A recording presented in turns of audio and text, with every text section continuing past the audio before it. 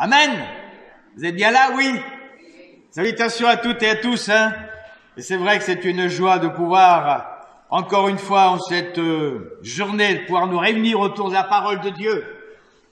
C'est vrai que certains peut-être sont partis en vacances, sont partis peut-être faire du ski, de la raquette. Mais Seigneur, merci parce que c'est là que tu déverses ta bénédiction dans ta maison. Alors, même s'ils sont partis, nous voulons penser à eux, afin que lorsqu'ils seront rentrés, eh bien, puissent être revigorés, fortifiés, encouragés. Et comme nous l'avons chanté, oui, le Seigneur veut nous entraîner dans sa victoire. Pourquoi? Parce que nous avons notre identité. Nous sommes enfants de Dieu. Amen. Nous sommes enfants de Dieu. Et ça, c'est une réalité, frères et sœurs. Si nous avons donné notre vie au Seigneur Jésus, alors il est notre Père. Il est celui qui prend soin de nous.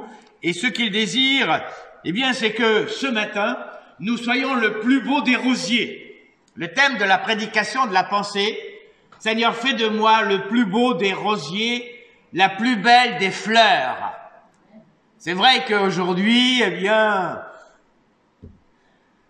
les jardiniers, les paysagistes, et même vous, c'est le moment, eh bien, de pouvoir émonder, de pouvoir couper, de pouvoir enlever, n'est-ce pas, les vieilles branches qui ont séché durant l'hiver. C'est le moment. Et on voit déjà, eh bien, que sur certaines branches, il y a des bourgeons. Et ça, c'est quelque chose d'extraordinaire. La nature reprend vie. Et je crois, frères et sœurs, c'est que le Saint-Esprit veut aussi que, dans les temps que nous vivons, Jésus lui-même nous en a parlé, il veut, eh bien, nous ressourcer. Il veut que nous puissions donner des bons bourgeons, des belles fleurs. Et c'est vrai que sur Saint-Louis, il y a des beaux parterres de jardins publics. Et quand, au printemps ou à l'été, vous y allez, vous regardez les parterres, il y a quoi? Une odeur de ces fleurs qui vont exalter et aussi vous allez humer, sentir combien ça sent bon. La Bible dit, nous sommes la bonne odeur de Jésus-Christ. Alléluia. Et ce matin, eh bien, Seigneur, fais de moi, fais de chacun d'entre nous, et ça c'est mon désir, le plus beau des rosiers. Mais bien sûr, il a aussi, eh bien, sa particularité. Il a aussi besoin d'être ressourcé, de recevoir la nourriture afin de grandir. Alors, je vous invite à lire avec moi, si vous possédez votre Bible, c'est dans l'évangile de Jean, au chapitre 15. Jean, chapitre 15, ce sont des passages que vous connaissez tous. À partir du verset 1er, il est écrit ceci. Jésus dira, « Je suis le vrai cep, et mon Père est le vigneron. Tout sarment qui est en moi et qui ne porte pas de fruit, il le retranche. Et tout sarment qui porte du fruit, il émonde, afin qu'il porte encore plus de fruits.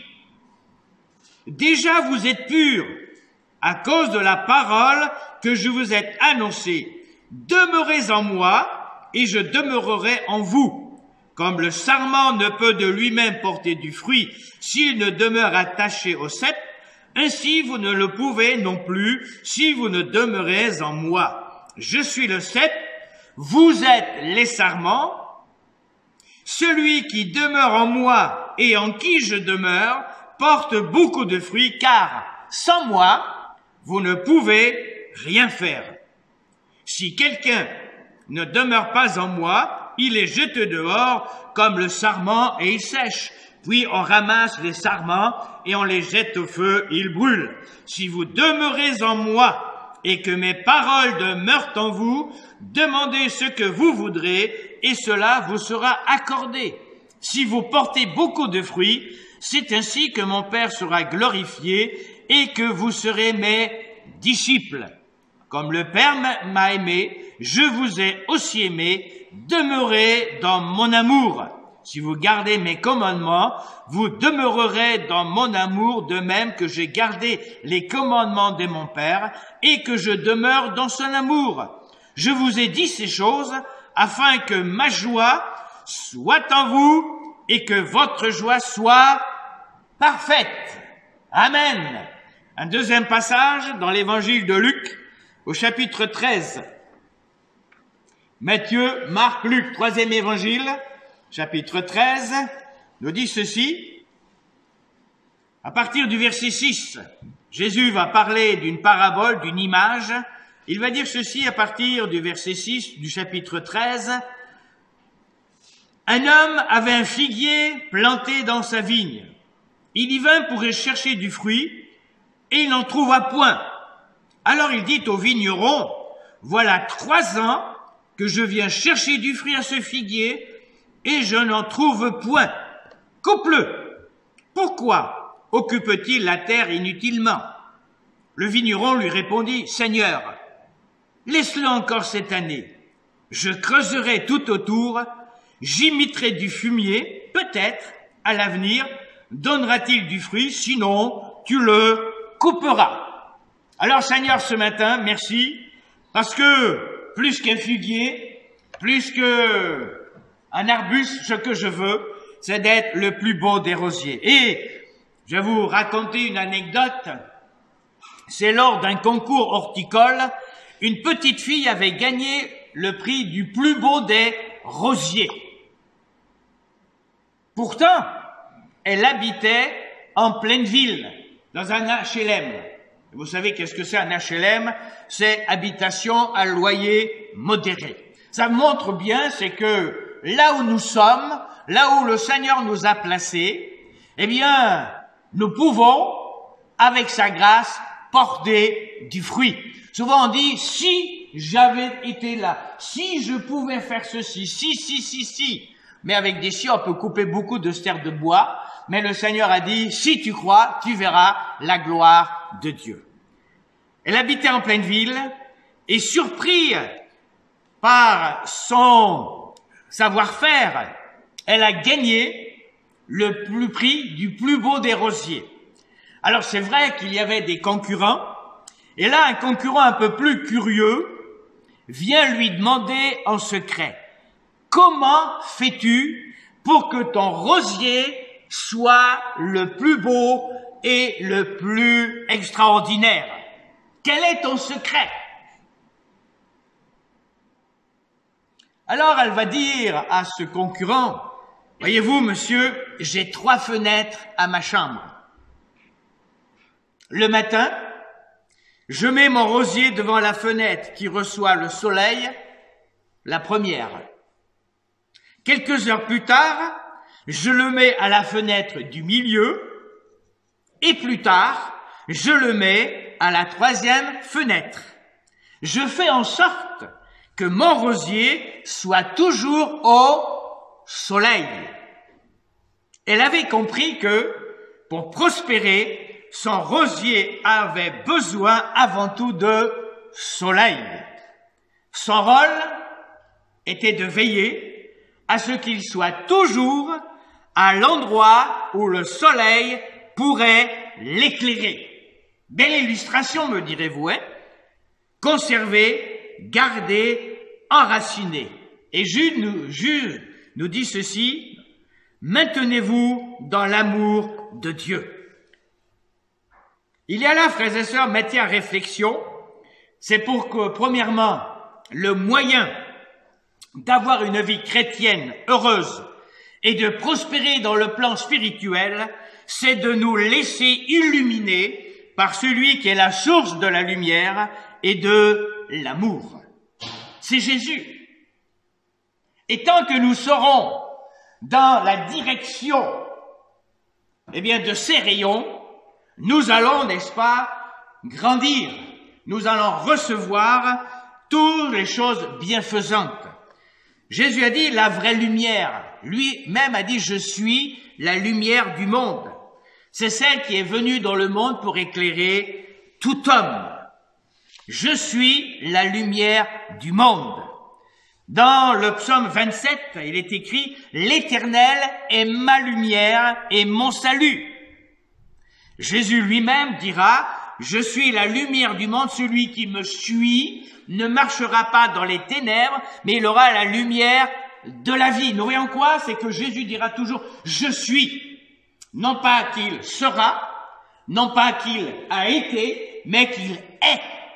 Je suis l'alpha et l'oméga. Je suis le commencement et la fin. Je suis. Et le psalmiste pourra dire lui-même, ta parole est une lumière sur mon sentier. L'enseignement de la parole de Dieu est pour le chrétien une lumière. Et cette petite fille savait que, eh bien, cette lumière, pour son rosier, va lui apporter les vitamines dont il a besoin. Jésus dira lui-même, la lumière s'est levée dans les ténèbres pour les hommes droits. Cette véritable lumière, venant dans le monde, éclaire tout homme. Et Jésus lui-même dira qu'elle est la vie, mais la lumière luit dans les ténèbres, et les ténèbres ne l'ont point reçue. Alors, pour moi, pour vous, notre vie chrétienne, notre marche avec le Seigneur Jésus doit être éclairée continuellement. Là, il y avait 3 fenêtres, et nous allons voir plus loin ce que cela peut nous apprendre. Notre affaire, frères et sœurs, c'est de nous exposer à sa lumière. Jésus a dit, je suis la lumière du monde. Vous savez que le soleil, c'est vrai, brûle. Le soleil, eh bien, fait rougir ceux qui ont la peau fragile. Le soleil apporte aussi des insolations. Mais avec le Seigneur, il n'y a pas de brûlure. Avec le Seigneur, il n'y a pas d'insolation. Avec le Seigneur, il n'y a pas de rougissement. Non.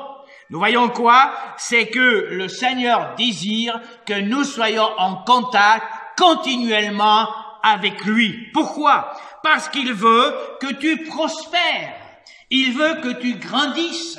Il veut, eh bien, que tu arrives à la maturité de fils et de filles de Dieu. Alléluia! Où en es-tu ce matin dans ta croissance spirituelle? Où en es-tu? Où en suis-je? Le Seigneur, lui, le désire et il a tout mis en action afin que tu grandisses. L'apôtre Paul lui-même va à un moment, eh bien, s'étonner de voir les Galates. Et pourtant, il dira, mais vous couriez bien. Mais qui vous a arrêté? Vous couriez bien, vous deviez être des hommes, mais on ne peut vous donner de la viande parce que vous ne pouvez la supporter. Nous voyons, frères et sœurs, c'est que chaque enfant de Dieu est responsable de sa croissance. Alors c'est vrai que souvent, nous on regarde aux autres. Nous on regarde, n'est-ce pas, à celui-là ou à celle-là. Mais le Seigneur nous dira, non, regarde à moi. Nous avons là un exemple lorsque Jésus va parler aux disciples, à Jean, et Pierre dira, mais à celui-là, qu'est-ce qui lui arrivera? Que t'importe, toi, suis-moi. Nous voyons que Jésus est, lui, le soleil de justice. Et ce n'est pas ce que les autres font qui ont de l'importance, c'est ce que le Seigneur, lui, me demande de faire. C'est là. Souvent, nous voulons faire des œuvres pour Dieu. Mais non.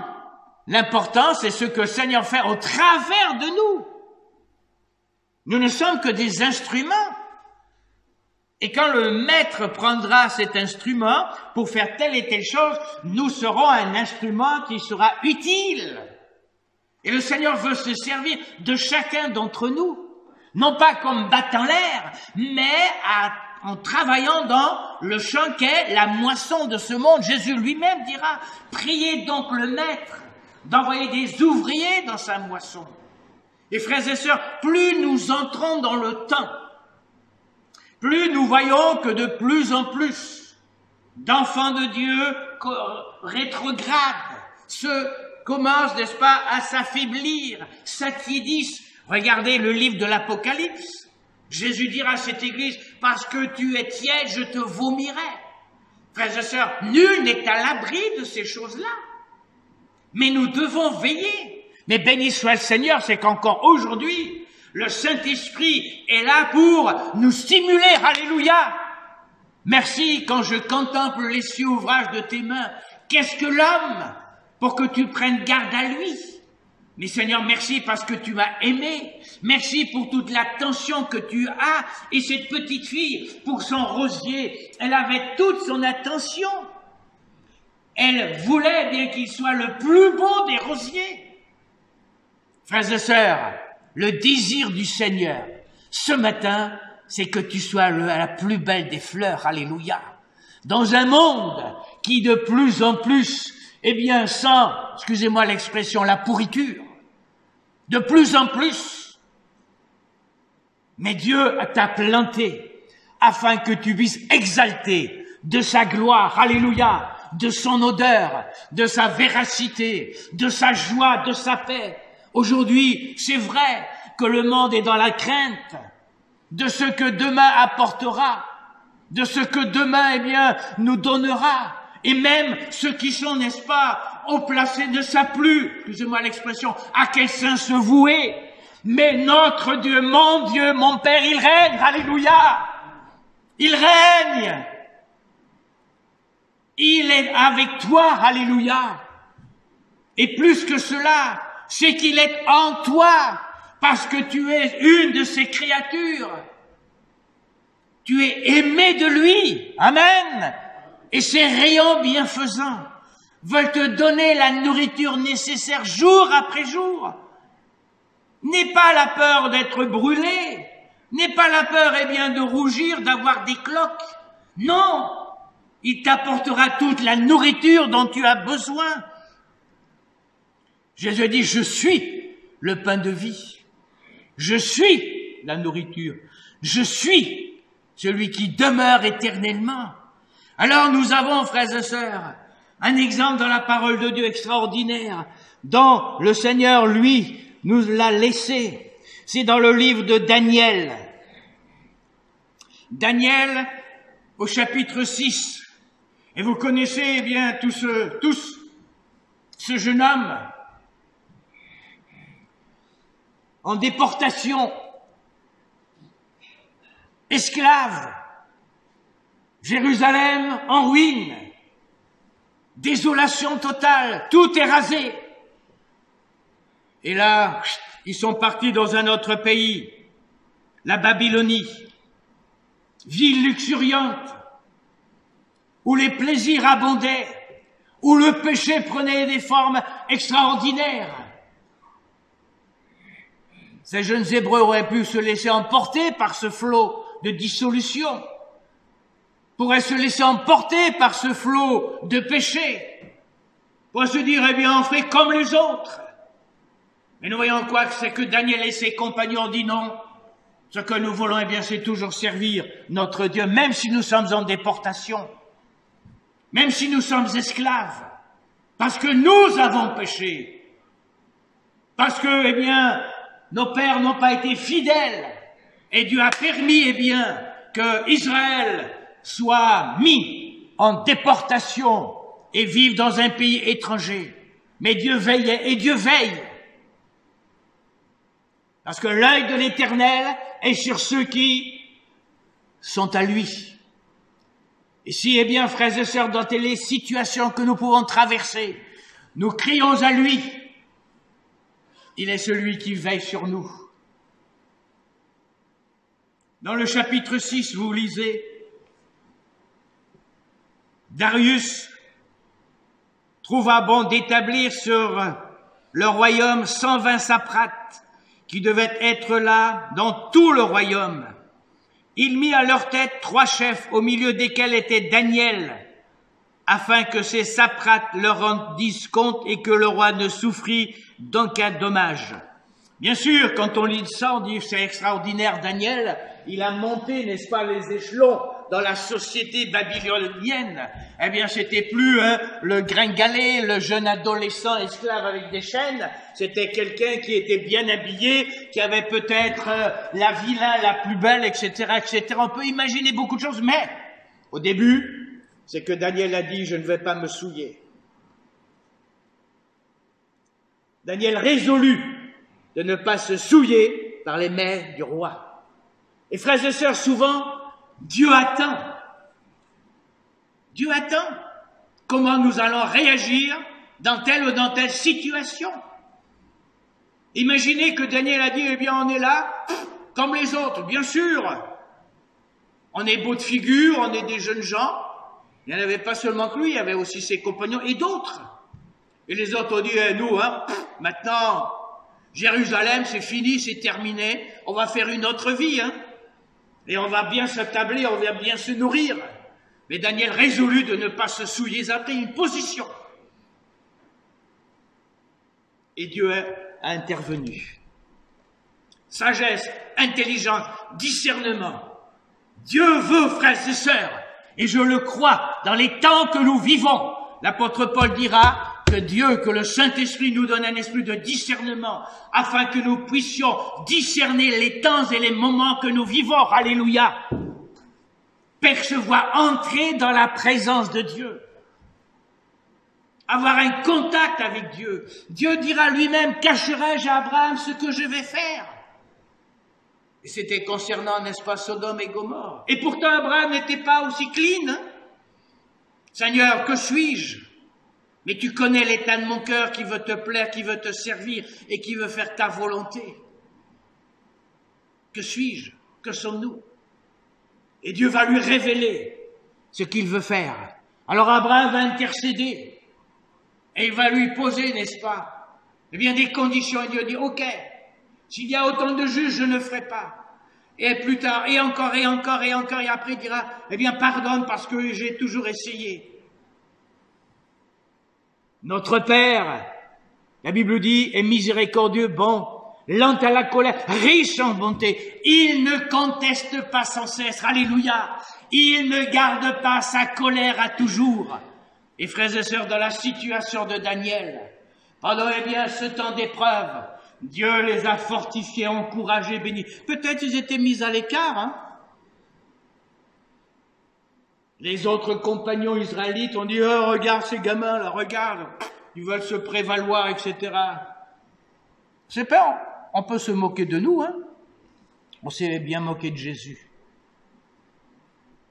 Mais pendant ce temps-là, Dieu les formait. Dieu travaillait. Dieu donnait sagesse, intelligence, discernement.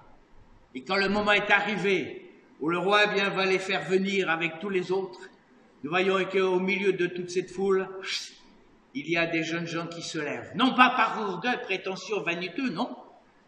Mais parce qu'à un moment, ils se sont dit, Seigneur, ce que nous voulons, c'est te servir quoi qu'il arrive, dans les situations que nous traversons, parce que tu es le maître, tu es celui qui ne change pas. Et bien sûr, Dieu va l'élever. Et je crois, frères et sœurs, que le Seigneur veut que nous soyons, ces poteaux indicateurs, ces rosiers qui émanent de la splendeur, qui donnent cette odeur extraordinaire. Il y a de nombreux rosiers de différentes couleurs aujourd'hui. Tu es toi, je suis. Nous sommes différents. Et quand le Seigneur nous regarde, qu'il puisse voir ce parterre de fleurs qui émanent de sa louange, de son adoration. Alors c'est vrai qu'il a gravi les échelons, ça n'a pas été facile. La vie chrétienne n'est pas facile. L'apôtre Paul dira que la vie chrétienne, c'est comme la vie d'un soldat. Et il ne s'embarrasse pas des affaires de la vie s'il veut plaire à celui qui l'a enrôlé. Et c'est vrai que celui qui s'engage signe un engagement de 3 ans, etc. Mais sa tenue vestimentaire civile s'est mise au placard et il aura la tenue de l'armée, du régiment où il fera partie. Alors bien sûr, il y a la marine, etc., etc. Mais nous, frères et sœurs, nous avons l'armure spirituelle du chrétien. Alléluia. Amen. Amen. Merci Seigneur pour le calot. Merci Seigneur pour les chaussures. Merci Seigneur pour la ceinture. Merci Seigneur pour, l'épée. Merci pour la cuirasse. Merci parce que tout cela, c'est toi qui l'as forgé. Et frères et sœurs, quand Dieu forme quelqu'un, il le forme non pas pour un temps, mais pour toujours, pour l'éternité. Alors, la foi, Quand je viendrai, trouverai-je la foi sur la terre? Seigneur, augmente notre foi. Augmente ma foi. Elle est bien vacillante. Et c'est vrai que souvent, eh bien, je suis comme cette coquille d'œuf qui, eh bien, est ballottée par les vagues de l'océan. Mais Seigneur, dans cette coquille, tu y es, parce que je t'ai donné ma vie, alléluia. Et tu as dit, eh bien, nous arriverons à bon port. Alors, c'est vrai que là, nous voyons que ce roi, eh bien, a été béni au travers de ces jeunes gens, mais c'est vrai que aussi, il y a eu des moments où Dieu a mis le doigt et où Dieu a dit, eh bien, maintenant c'est terminé, parce qu'il y a un temps pour toute chose. Et au chapitre 6, nous voyons et nous avons lu, eh bien, c'est que Daniel était au nombre afin que tous ces satrates leur rendirent compte.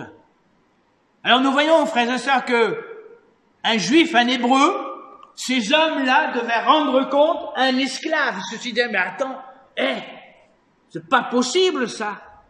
C'est pas possible. Nous, on est de Babylonie et c'est lui qui vient d'un autre pays qui était esclave, maintenant qui va régner sur nous.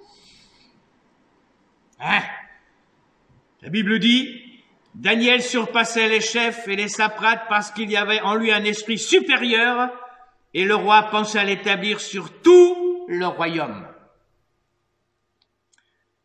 Voyons, frères et sœurs, dans la situation, Daniel s'est pas dit, moi je suis arrivé. Je suis arrivé là où j'ai voulu. Non. Je crois, frères et sœurs, que l'enfant de Dieu, plus il s'humilie sous la main de son Seigneur, plus le Seigneur l'élève. Plus le Seigneur l'élève. Parce qu'il réalise qu'il ne peut rien faire de lui-même, mais ce qu'il fait, c'est avec le concours du Saint-Esprit. Ne faisons jamais congé du Saint-Esprit, esprit de force, de sagesse, esprit de lumière, le feu. Alors les chefs et les satrates cherchèrent une occasion d'accuser Daniel en ce qui concerne les affaires du royaume. Tout de suite, le diable commence à rugir. Il n'est pas content. Alors, on va trouver quelque chose qui va concerner les affaires du royaume. S'il ne le met pas, quelque chose dans sa poche. Parce que la Babylonie, au temps de Daniel, c'était une ville luxuriante et il y avait les caravanes qui rentraient, etc. Il y avait de l'argent qui rentrait, etc., etc. Je ne vais pas m'attarder. Mais ils ne purent trouver aucune occasion, ni aucune chose à reprendre parce qu'il était fidèle. Sois fidèle. En peu de choses, le Seigneur te donnera beaucoup. Souvent, nous en veut beaucoup. Seigneur, donne-moi beaucoup. Mais si on n'est pas fidèle déjà dans les petites choses, il ne nous donnera jamais de grandes choses. Jamais. Jamais. Mais on ne réalise pas cela. Seigneur, dans ce que tu m'as donné, je veux être fidèle. Parce que tu as été fidèle en peu de choses, je t'en confierai de grandes. Alors, les chefs et les satrates cherchaient une occasion d'accuser Daniel en ce qui concerne les affaires du royaume, mais ils ne purent trouver aucune occasion, ni aucune chose à reprendre parce qu'il était fidèle et qu'on n'apercevait chez lui ni faute, ni rien de mauvais. Et ces hommes dirent, nous ne trouverons aucune occasion contre ce Daniel, à moins que nous n'en trouvions une dans la loi de son Dieu. On va chercher maintenant, fouiller dans la loi de son Dieu. Vous savez, la tactique de l'ennemi, c'est ça. C'est ça. Et c'est vrai que souvent, le diable nous saute, mais attends, tout est péché, il y a des choses que tu gardes encore. C'est pour cette raison, la Bible dit, que si nous confessons nos péchés, il est fidèle et juste pour nous les pardonner. Et frères et sœurs, ne gardons rien qui soit même le plus petit des péchés, parce que c'est là que le diable va, intervenir. Soyons clean. Soyons blancs, plus blancs que neige. à moins que nous nous trouvions. Puis ces chefs vinrent auprès du roi et lui parlèrent ainsi, roi Darius vit éternellement. Tous les chefs du royaume, les intendants, les satrapes, les conseillers et les gouverneurs sont d'avis qu'il soit publié un édit royal avec une défense sévère portant que quiconque dans l'espace de 30 jours, un mois, adressera des prières à quelque dieu ou à quelque homme, excepté à toi, ô roi, sera jeté dans la fosse aux lions. Maintenant, ô roi, confirme la défense et écrit le décret, afin qu'il soit irrévocable selon la loi des Mèdes et des Perses qui est immuable. Qu'il soit irrévocable, cela veut dire définitif, et qu'il soit immuable, cela veut dire qu'on ne peut changer. C'est ferme. Alors c'est vrai que là-dessus, le roi Darius s'est senti des ailes. Ouh, l'orgueil de l'homme l'élève. Et là-dessus, le roi Darius écrivit le décret et la défense. Ah, on va m'adorer. Moi, le roi Darius. Lorsque Daniel sut le décret, il se retira dans sa maison où les fenêtres de la chambre supérieure étaient ouvertes dans la direction de Jérusalem. Et 3 fois le jour, il se mettait à genoux, priait, louait son Dieu comme il le faisait auparavant. Cela nous montre, frères et sœurs, c'est que quelle que était la situation de Daniel pour arriver jusque-là, son leitmotiv, sa coutume, excusez-moi l'expression, était de prier 3 fois le jour, matin, midi, soir. Comme auparavant. Rien ne va changer dans son optique. Il y a le décret, ok. Mais moi, je vais louer mon Dieu 3 fois comme je le fais. Et là, bien sûr, la fenêtre ouverte en direction de Jérusalem. Ta fenêtre de ton cœur est-elle ouverte? Où est-elle? Y a-t-il des persiennes d'incrédulité, de crainte, d'animosité, de toutes choses? Vous savez, les persiennes sont électriques, il y a certaines mécaniques, etc. Mais là, les fenêtres étaient ouvertes. Seigneur, c'est à moi d'ouvrir mon cœur. Souvent on dit, Seigneur, ouvre mon cœur. Oh. Le Seigneur, lui, frappe à la porte du cœur. Celui qui ouvre, il entre. Alors n'inversons pas les rôles. Le diable, lui, défonce. Et on voit aujourd'hui les conséquences. Mais le Seigneur, lui, il est poli. Alors, frères et sœurs, il y a là cette image merveilleuse. Matin, midi, soir. Pour lui, la relation avec son Dieu, c'était matin, midi, soir. Il avait quand même du boulot parce que bon, il était responsable, etc., etc. Je ne vais pas retarder, mais frères et sœurs, évitons avec soin de séjourner à l'ombre dans des endroits où cette lumière est obscurcie. Évitons. Les méchants, la Bible dit, tirent dans l'ombre.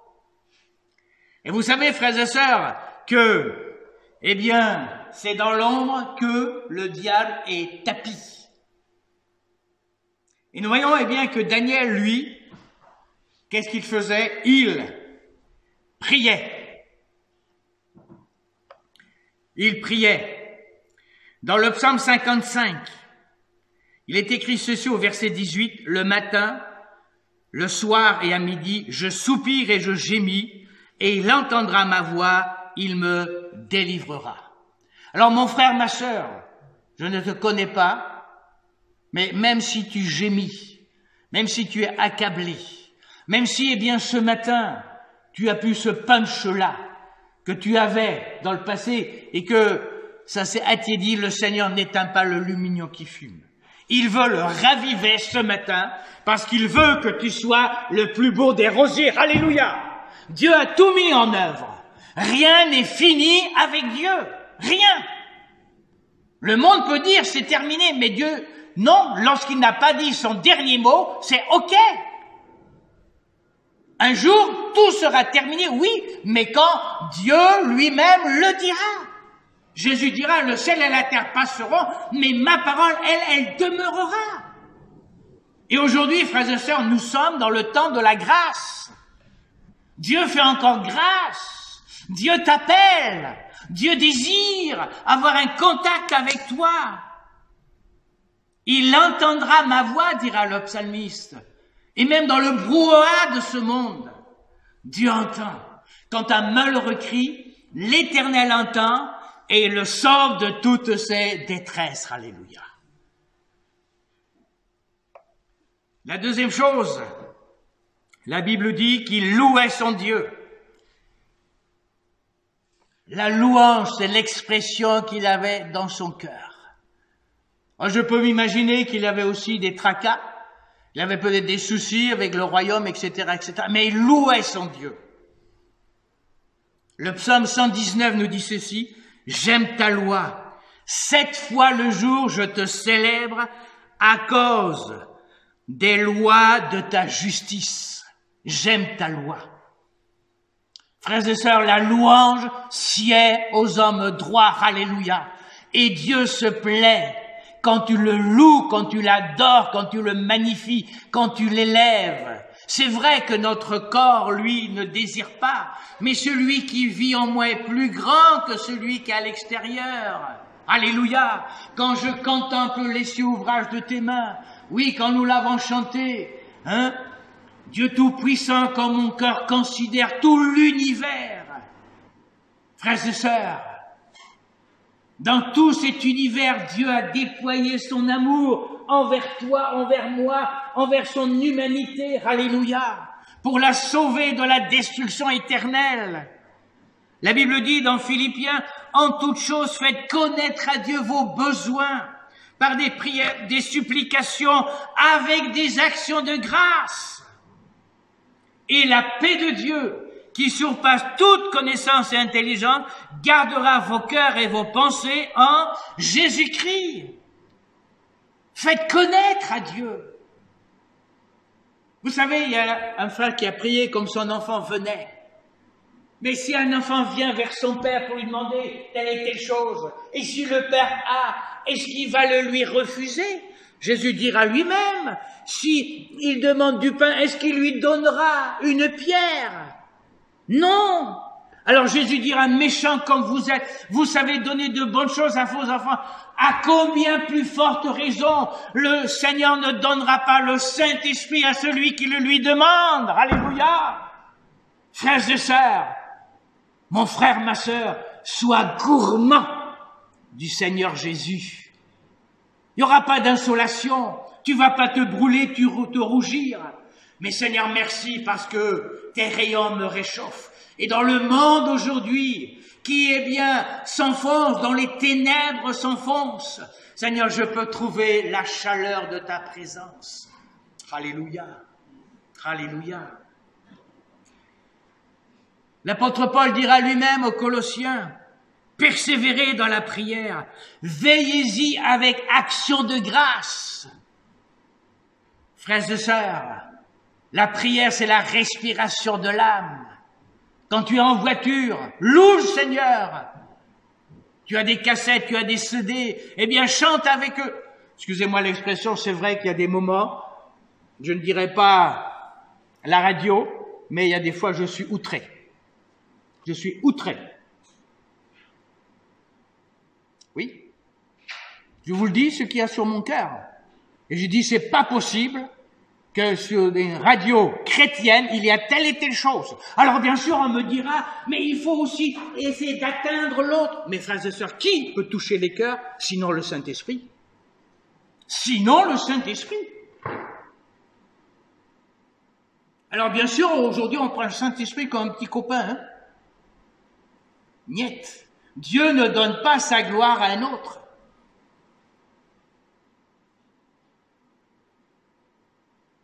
Dieu ne donne pas sa gloire. Dieu résiste aux orgueilleux, mais il fait grâce aux humbles. Et quand j'entends des chants qui élèvent, alors là, je mets un peu plus fort. Et là, je chante. Peut-être ceux qui me regardent, ils se disent, mais il est fou, ce gars-là. Mais qu'importe. Il y a des fois, quand vous êtes au feu rouge, vous voyez des gens qui parlent. Peut-être qu'ils ont leur micro, téléphone, etc. Mes frères et sœurs, loue, adore, glorifie.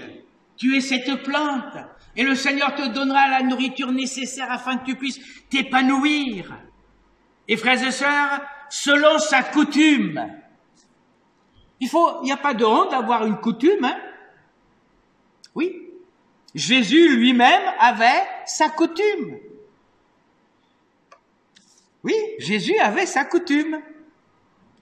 La coutume, c'est quoi? C'est une habitude consacrée par l'usage. Une habitude individuelle. Luc chapitre 4, verset 16, nous dira ceci, selon sa coutume, il entra dans la synagogue. Oui. Dans Luc 22, selon sa coutume, Jésus alla à la montagne des Oliviers. Et vous savez que Judas le savait, hein? C'est parce que c'est là qu'il va le rencontrer. Oui. Quelle est ta coutume? Quelle est ton habitude? Oui. L'apôtre Paul lui-même dira, j'entre dans la synagogue selon ma coutume. C'est notre coutume. Les gens, ils ont leur coutume. Et si vous essayez bien de défrayer à leur coutume, ils sont pas contents. Mes frères et sœurs, avoir la coutume de la rencontre avec le Seigneur, ça c'est une coutume qui dépasse tout ce que nous pouvons penser, concevoir. C'est pour cette raison que Daniel, n'a fait aucun cas. Certes, il le savait, le décret, mais en direction de Jérusalem, il priait 3 fois le jour. Je ne vais pas vous poser une colle, mais combien de fois tu pries, mon frère ou ma sœur? Ouais. C'est vrai qu'aujourd'hui, on a nos smartphones et on lit les messages qu'on a reçus, etc. Et vous savez, Dieu est sérieux. Dieu est sérieux. Et aujourd'hui, c'est vrai qu'il y a l'esprit de ce monde. Et l'esprit du monde veut, nous influencer à mettre ces choses plus bas que terre. Mais le Saint-Esprit, frères et sœurs, est supérieur en tout. Et celui qui est sérieux avec Dieu, Dieu est sérieux avec lui. Dieu est sérieux. Parce que quand Dieu a appelé Jonas, vous connaissez aussi l'histoire de Jonas, hein? Ah, c'est un serviteur de l'Éternel, oui. Dieu lui a donné un message. Va à Ninive. Jonas connaissait Dieu. Bien sûr, on peut émettre beaucoup d'hypothèses. Les Ninivites étaient des gens cruels, etc., etc. Peut-être avait-il peur pour sa vie, mais qu'importe. Et c'est vrai qu'il a connu ce bain forcé, et j'ai relu, c'est que, au fond de la mer, il a prié, et il savait que Dieu encore, va l'entendre et va le délivrer. Et Dieu va parler aux poissons. Quelle miséricorde, quelle bonté le Seigneur, quelle attention il a. Hein? Il aurait pu dire, Jonas, maintenant c'est fini, je veux servir d'un autre. Non! Il va parler au poisson qui va, le prendre, et il va parler au poisson qui va le rejeter sur le rivage. Mais, ce que Dieu a dit, il le redit, Jonas va à Ninive. Qu'importe, mais il y est allé. Et il a fait un tour, vous lirez, il n'est pas parti tout de suite, il n'a pas prêché de suite, hein.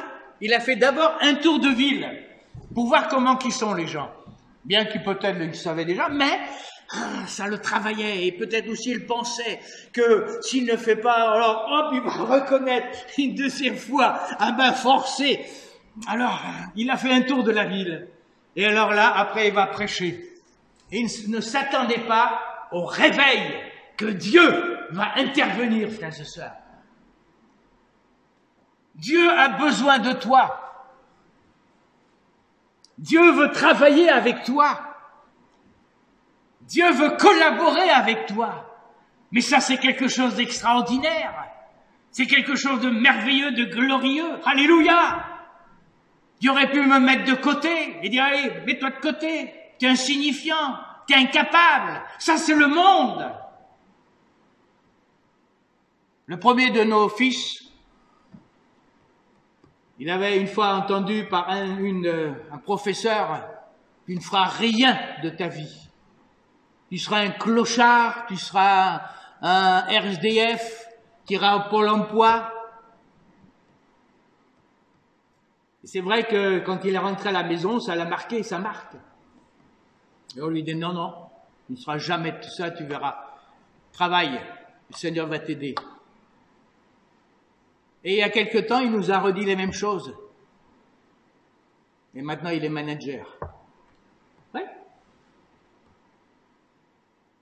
Vous savez, le diable veut toujours écraser.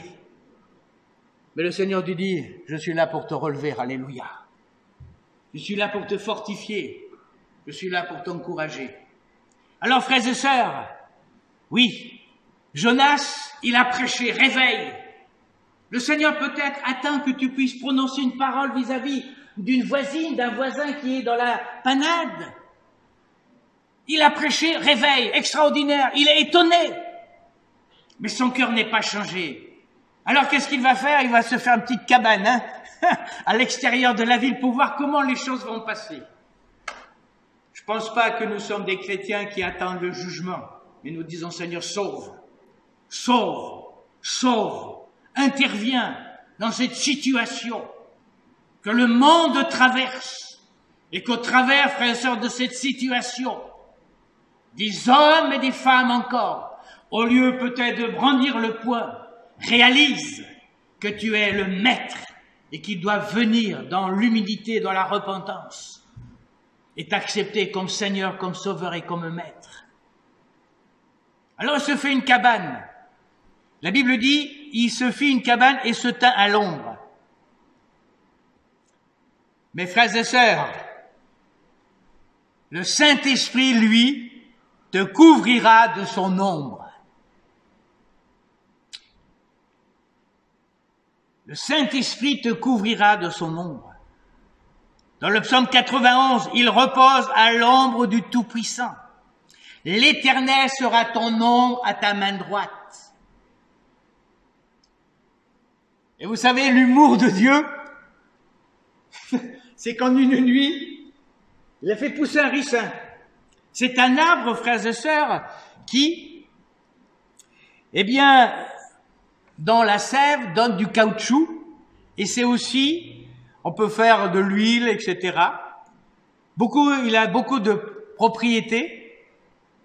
Et quand il a vu, eh bien, cet arbuste s'est levé, il a eu de la joie. Et une autre nuit, Dieu amène un ver qui va piquer ce ricin, et le ricin va mourir. Alors, Jonas sera consterné, en colère. Il se met en colère contre Dieu, hein. Et Dieu lui dit, mais Jonas, mais réalise un peu. Ce ricin t'a même pas donné du travail. Et moi, je n'aurais pas pitié de toute cette multitude qui ne connaît ni à la droite ni à la gauche, etc., etc. Réalise. Mon frère, ma sœur, ce matin, considère les bontés de Dieu à ton égard.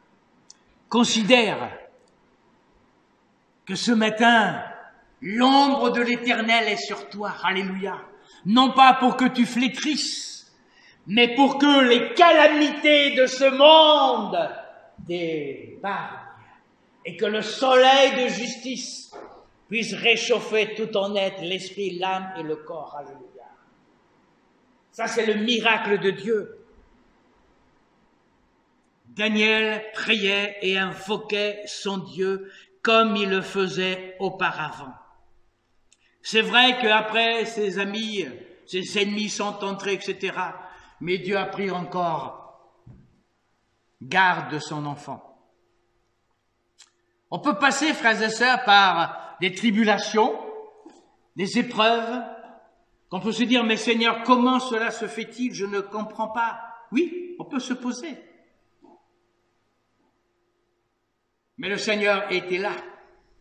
Et quand Daniel était dans la fosse aux lions, Dieu est descendu, tandis que le roi, lui, il a passé une nuit blanche. C'est dans le calme et la confiance que sera ta force. Le Seigneur, lui, veut marcher avec toi. Il veut travailler avec toi. Et il veut, que ta santé spirituelle puisse prendre les proportions que lui a désirées. Nous voyons, dans cet évangile de Luc, que cet ouvrier va dire à son patron, laisse-moi, je vais faire une fosse et je mettrai du fumier. Seigneur, merci parce que ta parole a tous les engrais nécessaires pour que je puisse grandir. Merci parce que il y a l'eau vive. Merci parce qu'il y a les puits bienfaisants de la rosée de ton esprit. Merci Seigneur, parce que comme cette petite fille prenait soin de son rosier à chaque fois que le soleil passait, elle le mettait là afin que ses rayons puissent réchauffer. Seigneur, merci, parce que moi de même, je ne veux pas mettre les stores, mais je veux élever tout cela afin que tu puisses m'illuminer de ta grâce et que là où tu m'as placé, Seigneur, je puisse être ce témoin, cette servante, ce sel de la terre. Frères et sœurs, profitons des rayons bienfaisants et de la chaleur de son amour. L'amour de Dieu pour toi est en action et Dieu est intervenu parce que Dieu intervient toujours à l'Église, à son peuple qui est fidèle et qui veut marcher sur les traces du Seigneur Jésus. Que le Seigneur vous bénisse. Amen. Amen. On va chanter ce cantique, je pense que vous le connaissez, qui nous dit « Dans mon âme, un beau soleil brille ».